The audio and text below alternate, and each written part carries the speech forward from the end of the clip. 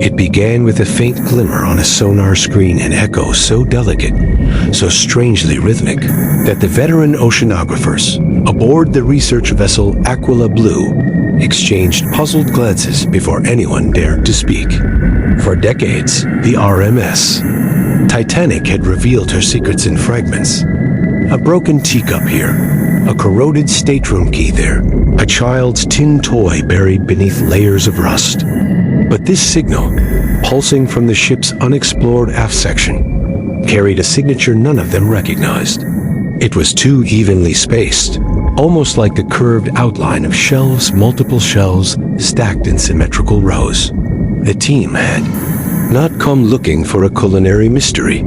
Their mission had been routine, mapping degradation patterns within the lower deck corridors to determine how much longer the ship could be safely studied. Yet curiosity has a peculiar gravity, and within hours, anticipation replaced caution, turning the crew into eager investigators ready to chase a riddle embedded in the Atlantic's icy heart dot at 3:12 GMT. The expedition's submersible, Nereid 7, began its slow descent. From its front cameras, the ocean darkened into a velvet abyss, where particles glimmered like drifting embers. Even the hum of the vessel seemed reverent, as though it too sensed the grandeur of the tragedy below. When the Titanic finally materialized, from the void, leaning silently on the seafloor like an ancient cathedral fractured by time, the team held their breath despite the hours of familiarity with the wreck. But today, the ship seemed different, not merely a relic, but a doorway to an undiscovered story. The sonar had pointed to a tiny compartment behind what was once the second-class galleon area. Historians assumed was used primarily for storage. The walls of the corridor were jagged, sliced open by decades of steel decay. Rusticles hung like undersea chandeliers, weeping ochre sediments into the water.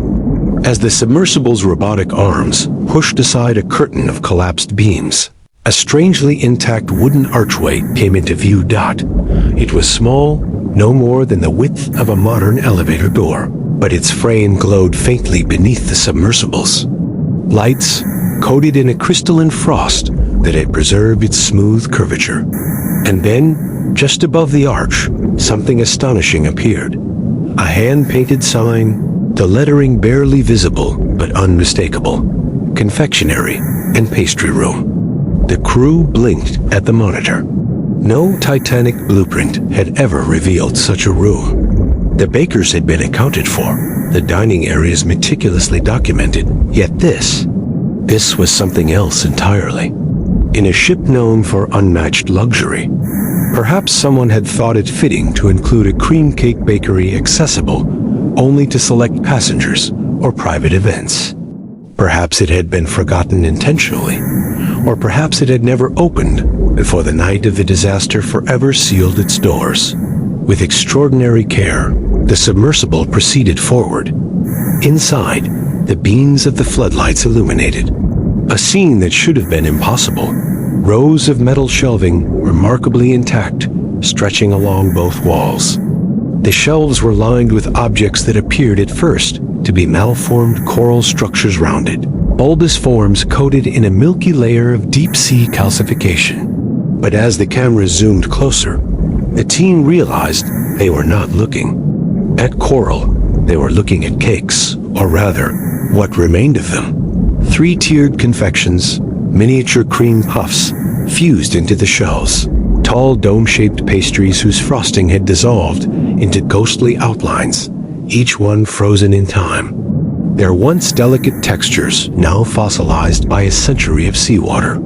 The cream had long since disintegrated, but the shapes were unmistakable. Spiral swirls, scalloped edges, and even fragments of sugar roses that had somehow resisted total erosion. The room's temperature sensors indicated unusually low readings, colder than the surrounding compartments, as though the chamber had been shielded from water flow for decades. The walls themselves were coated in a thin film of calcium that acted like a mineral shell, preserving the space in a suspended state.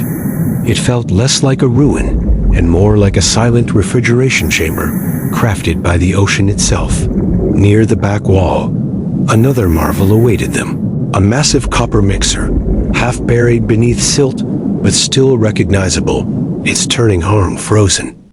Mid-rotation, a wooden paddle lay beside it, its handle worn smooth, as though the last baker had set it down moments before the evacuation. An apron, stiff with calcified fibers, hung from a hook, still swaying slightly in the disturbed current. There was something unbearably human in that apron. A whisper of routine swallowed by catastrophe. The cameras glided over a marble countertop, cracked down the center. Embedded within its crevice were tiny paper tags, each barely legible. Yet under the submersible's digital enhancement, handwritten labels emerged. Vanilla chiffon, raspberry tort, lemon sponge, and fresh cream morning batch. This discovery was unlike any the Titanic exploration community had ever documented. A bakery specializing entirely in cream cakes, delicate, fragile creations that required exact temperatures and constant refrigeration seemed implausible aboard a 1912 vessel. But the evidence was undeniable, opening a floodgate of questions. Had this been an experimental kitchen, perhaps reserved for the ship's wealthiest families? A private retreat for the pastry chefs to craft elaborate desserts without interruption? Or was it part of a planned expansion, a vision that never reached the public before the maiden voyage turned catastrophic? As the submersible moved deeper into the room, the cameras swept across a long glass display case lying on its side. Its panels, unbelievably, were still partially transparent. Inside were remnants of decorative pastries arranged with ceremonial precision, as if awaiting passengers who would never arrive. Two eclairs lay fused together like conjoined fossils. A chocolate roulade had collapsed inward, forming a spiral reminiscent of a nautilus shell. Traces of caramel glaze still clung to the case's corners like golden amber. The documentary team on board Aquila Blue stared in stunned silence. Even the most seasoned of them, men and women who had cataloged hundreds of deep-sea artifacts, felt a strange ache behind their ribs. It was not the cakes themselves that stirred them, but the sense of life they represented, the hands that shaped them, the aromas that must have filled the room, the quiet focus of bakers waking before dawn to prepare treats for a voyage that symbolized the height of human ambition. Now those creations floated weightlessly through time, preserved not by purpose, but by accident, an unintended museum curated by the Atlantic at the farthest corner of the bakery. Something unexpected caught the spotlight. A small wooden crate rested beneath a collapsed beam. Its lid was cracked open, revealing dozens of stainless steel nozzles and piping bags, perfectly organized. And tucked beside them, protected within a metal tin, were sheets of parchment containing sketches, hand-drawn illustrations of cake designs planned for the week ahead. The drawings were beautifully detailed. Towering sponge cakes with cascading cream layers, heart-shaped pastries adorned with strawberries, intricate rosettes traced meticulously with a steady hand. On the bottom corner of one page, a signature appeared: E. Montrose, pastry assistant. Historians had records of the head chef, the bakers, and the staff who managed the elegant dining rooms. But no mention of an E. Montrose existed in any official Titanic archives. It was possible that Montrose had been a late hire, unregistered, or simply overlooked. Or perhaps the job title had been informal, an apprentice whose role had never made it into the final documents.